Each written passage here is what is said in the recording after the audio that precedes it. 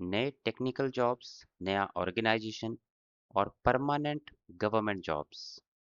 सरकारी नौकरी अगर आप पाना चाहते हैं, वो भी परमानेंट सरकारी नौकरी, और रिटायरमेंट के सारे बेनिफिट्स आपको वहाँ पे मिले।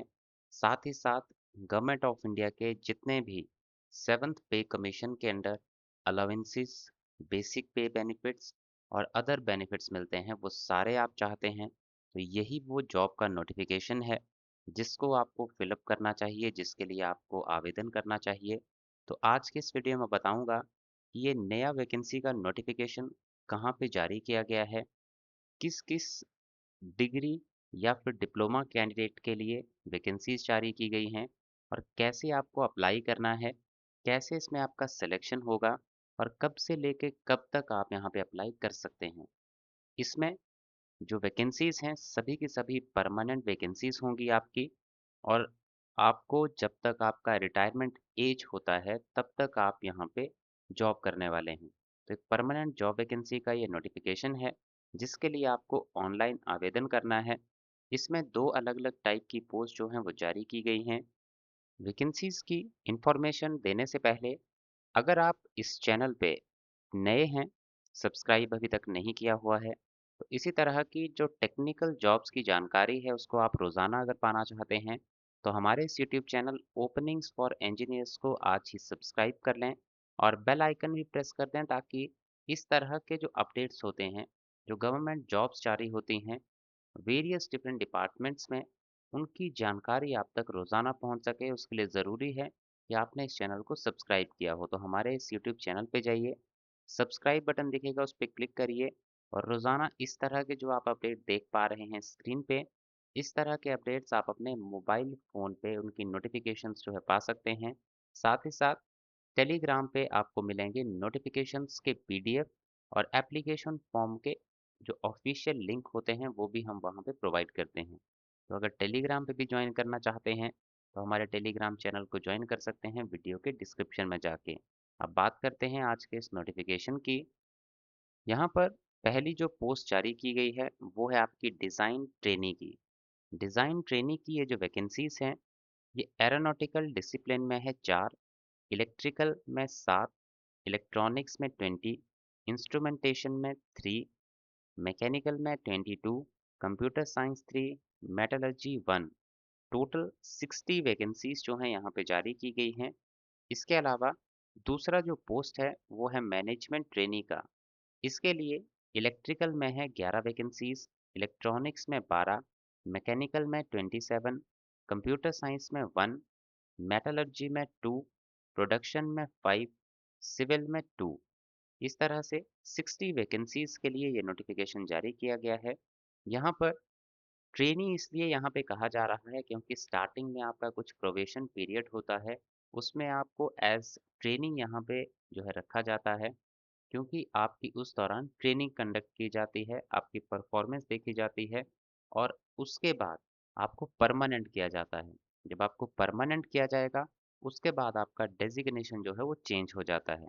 तो इस तरह से ये डिफरेंट वैकेंसीज जारी की गई हैं हिंदुस्तान एरोनॉटिक्स लिमिटेड के द्वारा, जो कि गवर्नमेंट ऑफ इंडिया की एक महारत्ना पब्लिक सेक्टर अंडरटेकिंग है। जितने भी कैंडिडेट टेक्निकल बैकग्राउंड से हैं, वो ऑलमोस्ट सभी के सभी जानते होंगे इस ऑर्गेनाइजेशन के बारे में, और कई कैंडिडेट वेट भी करते हैं ऐसी वैकेंसीज का, क्योंकि वो इस तरह की वैकेंसीज के लिए प्रेपरेशन अपने इंजीनियरिंग डिग्री के टाइम से ही कर रहे होते हैं। तो इस तरह की वैकेंसीज फाइनली यहाँ पे जारी हो चुकी हैं, जिसके लिए अगर बात करें आपके एलिजिबिलिटी क्राइटेरिया की, कि क्या आपकी क्वालिफिकेशन होनी चाहिए जिसके बेसिस पे आप यहाँ पे अप्लाई कर सकते हैं, तो यहाँ पे बताया गया है कि आपने बीई बीटेक जो है वो किया होना चाहिए, और जो आपकी बीई बीटेक की डिग्री है वो रेगुलर या फुल टाइम डिग्री आपकी होनी चाहिए, और आपने ये डिग्री जो है अपना या तो लेटरल एंट्री के थ्रू की हो तो भी आप अप्लाई कर सकते हैं, या फिर रेगुलर फुल टाइम की हो तो भी आप अप्लाई कर सकते हैं। ब्रांचेस कौन कौन सी एलिजिबल रहेंगी, तो हम पहले बात करेंगे डिज़ाइन ट्रेनी के लिए।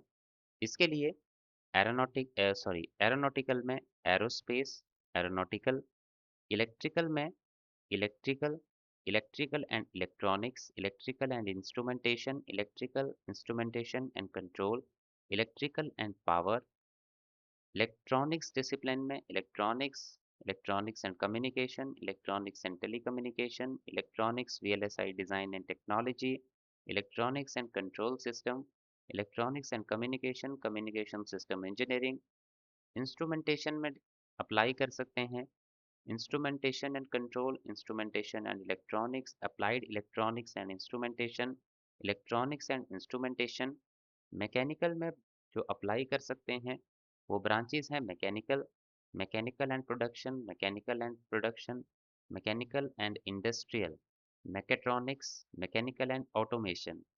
कंप्यूटर साइंस में एलिजिबल हैं computer science, computer engineering, computer science and IT, information technology, information science and technology, computer system engineering, information system, information science and engineering, software engineering, computer technology, computer science and engineering, computer science and engineering, artificial intelligence and machine learning, computer science and engineering, cyber security, computer and communication engineering, computer networking. Metallurgy के लिए eligible है metallurgy, material and metallurgy, metallurgy and materials engineering, metallurgy and materials technology, metallurgy and material science.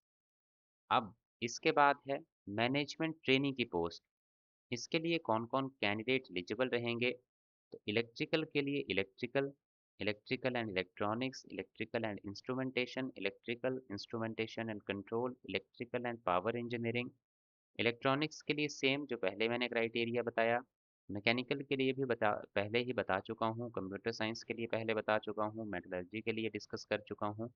Production के लिए industrial production engineering, production engineering, industrial engineering and production, mechanical production and industrial engineering, production engineering and management, industrial engineering, manufacturing engineering, production and industrial, industrial engineering and management, manufacturing science and engineering, manufacturing process and automation, mechanical stream production engineering, engineering industrial engineering and operation research.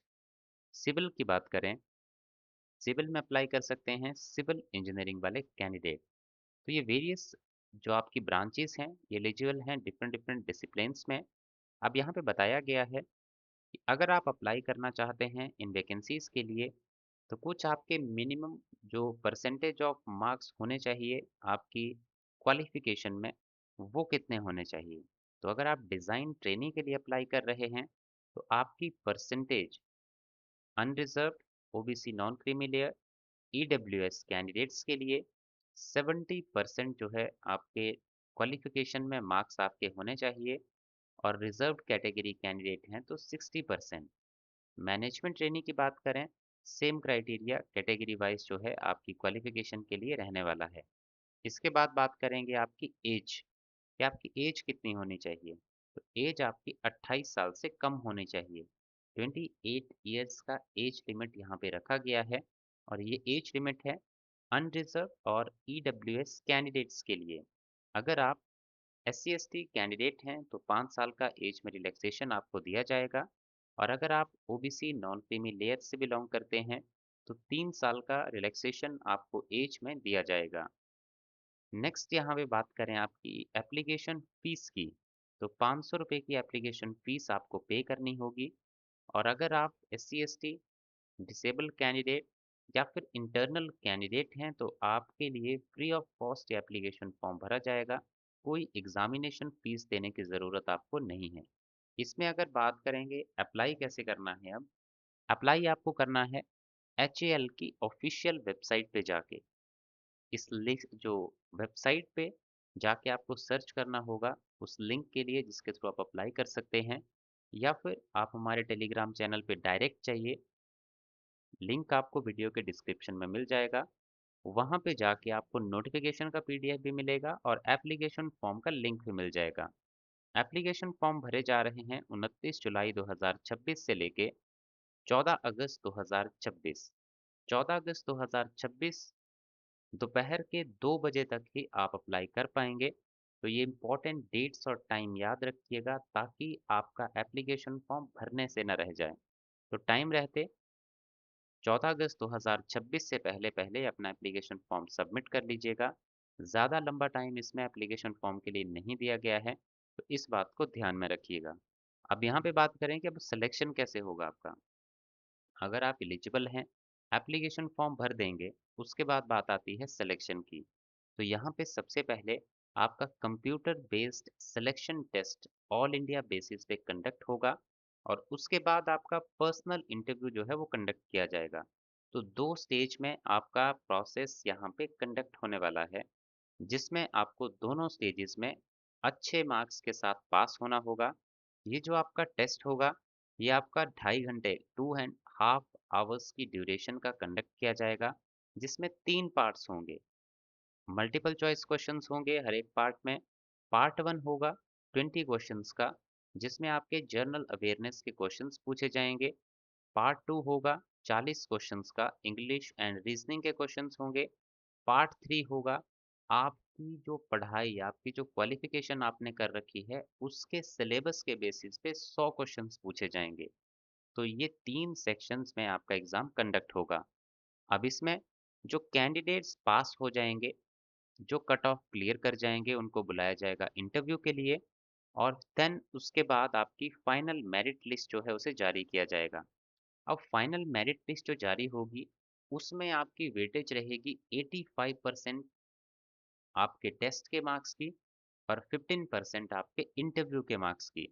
और इसी तरह से आपका जो final selection है वो होने वाला है।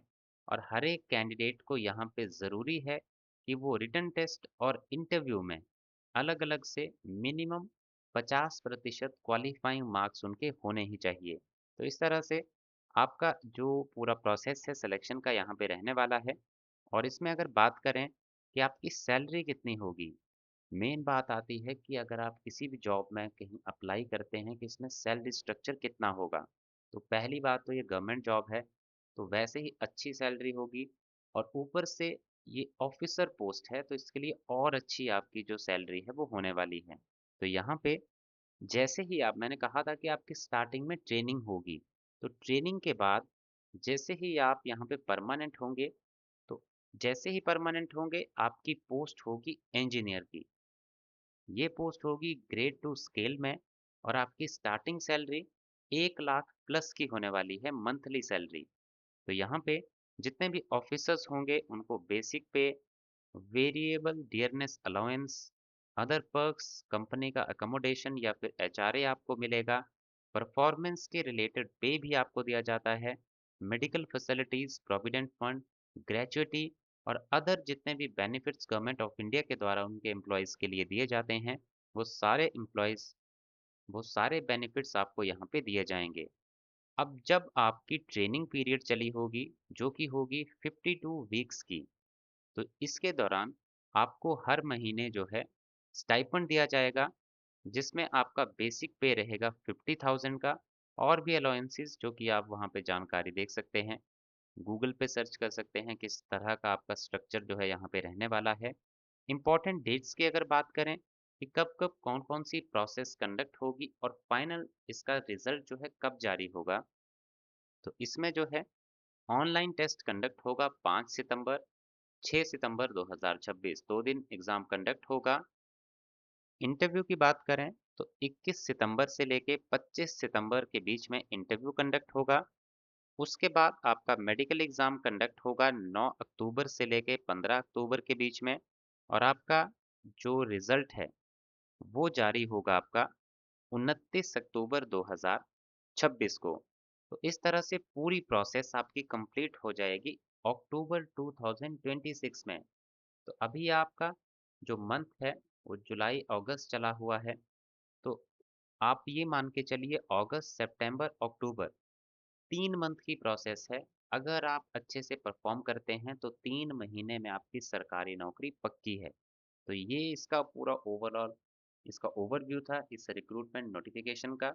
अगर आपका अभी भी कोई डाउट बचा हो तो आप कमेंट सेक्शन में कमेंट करके इसकी कोई भी जानकारी ले सकते हैं।